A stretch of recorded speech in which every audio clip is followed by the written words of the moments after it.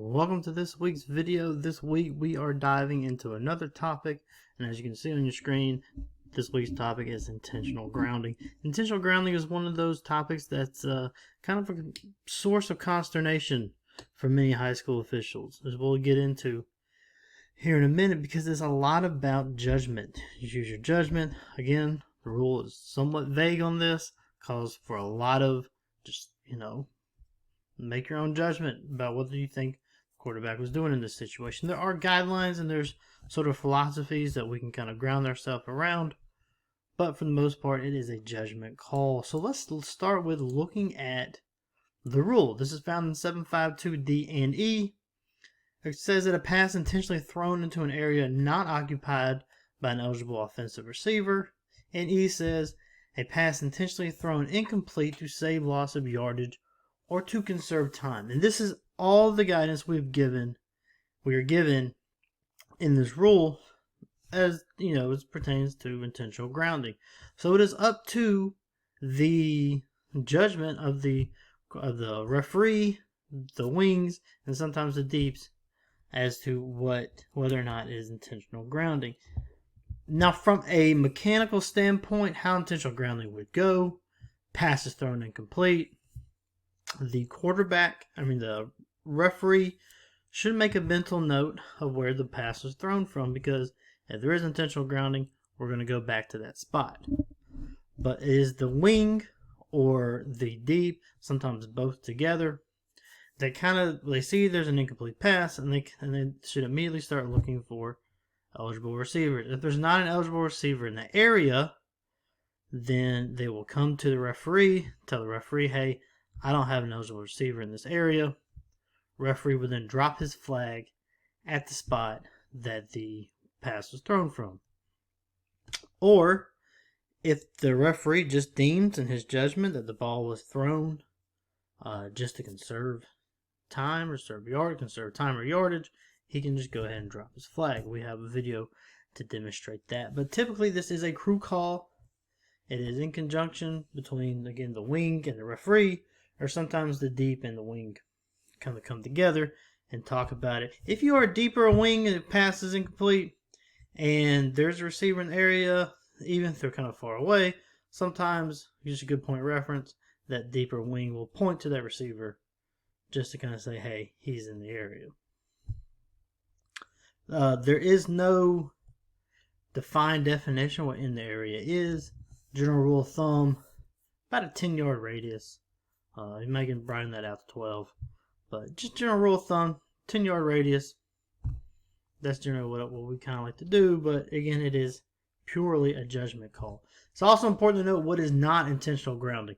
Remember, in high school, we do not have a tackle box. So just eliminate that from your lexicon and referring to high school rules. There is no tackle box, nor does a quarterback save himself from intentional grounding by throwing it past or beyond the line of scrimmage extended. Those are two college rules. They do not apply in the high school game. So again, let's just eliminate that. As we cut this video in 2021, there is no tackle box and no throwing the ball beyond the line of scrimmage. All right, so let's look at some clips, see what we got. All right, you have quarterback, somewhat duress, and he's going to throw it away. Now, this TV shot is perfect because do we see any eligible receiver in this area? Remember, we're looking for blue jerseys, and just not just the blue jersey, it's got to be an eligible receiver. And you can see in this frame, there's no one. Even if there was some downfield, we're still looking at about 15 yards downfield, and there's no one in this area. So this is a perfect example of intentional grounding. So proper mechanics, referee, just kind of make a mental note. Or sometimes if I'm going to run to go meet with my wing and talk about this, I'll drop my beanbag at the spot of where the pass was thrown from, just to give me a reference point to come back to. But the wing at this point, possibly even the deep, kind of look around, say, hey, I don't have anyone in this area. He will go talk to the referee, and then the referee will go to the spot the pass was thrown and he will drop his flag and then signal intentional grounding. Intentional grounding is from the spot of the foul, 5 yards, loss of down.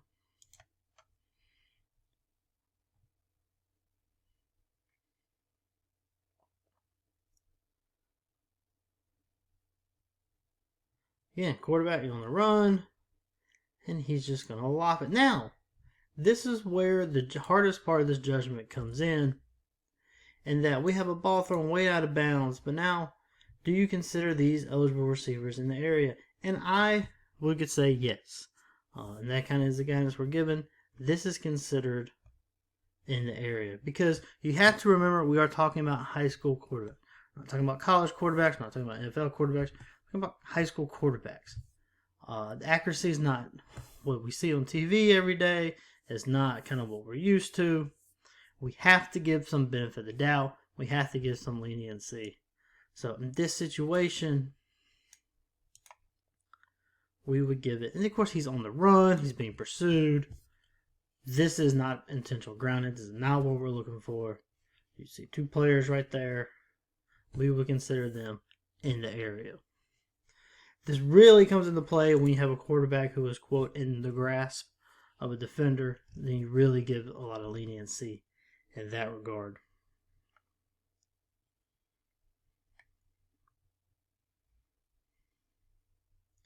All right, similar situation here. He's on the run. He's kind of got someone in his face, 2 players in his face, and he's just going to throw it. Again, you got 3 or 4 players right there.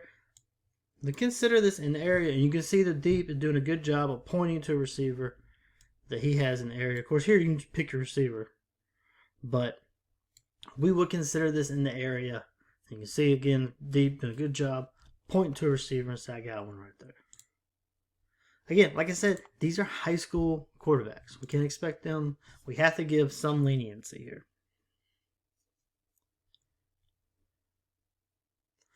All right, now this one's a little different. You have a quarterback completely on the run, under duress, as you would call it, and he's just going to toss it.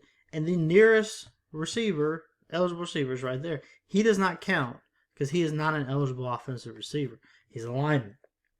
He is your closest receiver, and you can see the ball out right there. He would not be considered in the area. I mean, we're talking 15, 20 yards away if we go by radius. So this is clearly just to conserve yardage or time. The referee correctly officiated.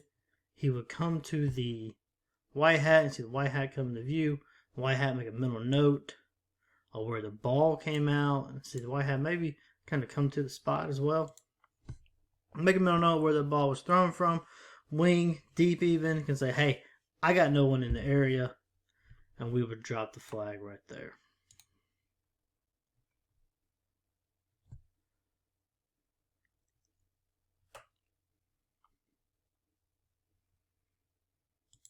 All right, here's another one that we really want to look at here.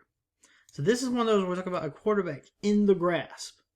He is in the grasp, and then he's just going to throw it. Now, we have to make a decision here. We have a receiver. I would consider him 10 yards.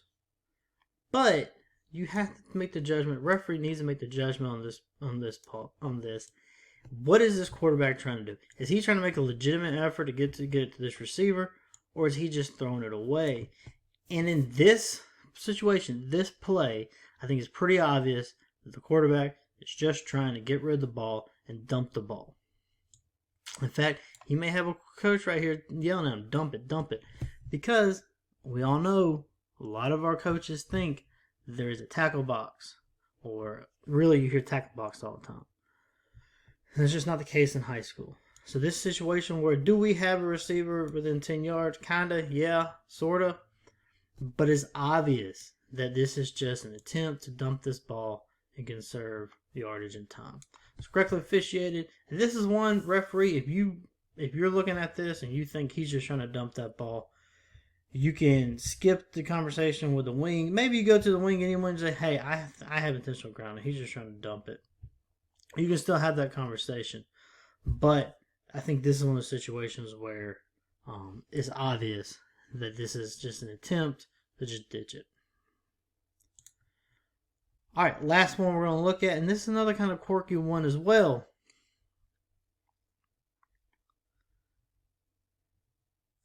Alright, so you got a couple of things to think about here. So you're going to have one or two options here. You're either going to have, this is a fumble, or this is an incomplete pass. And general wisdom would say fumble, it's fumble, you got to fumble out of bounds. If you're going to go with incomplete pass, then chances are you have to have intentional grounding. But this is a pass backwards. If we're going with pass, let's say we are going to go with pass, this is backwards. Intentional grounding does not necessarily fall under this category here. If we look at the rule, intentional grounding is under, it's 752, so it's under the legal forward passes. So if it's a backward pass, it doesn't fall under intentional grounding. Now, the same kind of, I guess you could say, punishment is going to apply, but you're still going to have a loss of down, and you're still going to have lost yardage from where the ball was thrown. So that's kind of probably the reasoning why you don't have intentional grounding on a backward pass. So that would be your options here. You can go, it's up to the referee. He can rule this a fumble, or he can rule it an attempted pass. But if it's an attempted pass, it would be a backward pass, and it would not fall under intentional grounding. Let's just say, hypothetically, this is a forward pass, or you deem this to be a forward pass. Then it's a situation where if this ball is going forward, you either got to have a fumble, or if you deem a forward pass, you got to have intentional grounding. In this situation, I know there's a guy in the area right here, you can argue for it, but if you slow this down and watch, he's obviously just trying to dish this ball. But again, this situation is backwards. Intentional grounding falls under forward passes, so you can't have intentional grounding in this situation. So that is it for intentional grounding. I know it's a lot of judgment calls, but hopefully we demonstrate in this video there are things, concrete, objective things that we can look at and determine whether or not we have intentional grounding. Thank you for watching this video. If you enjoyed it, like it.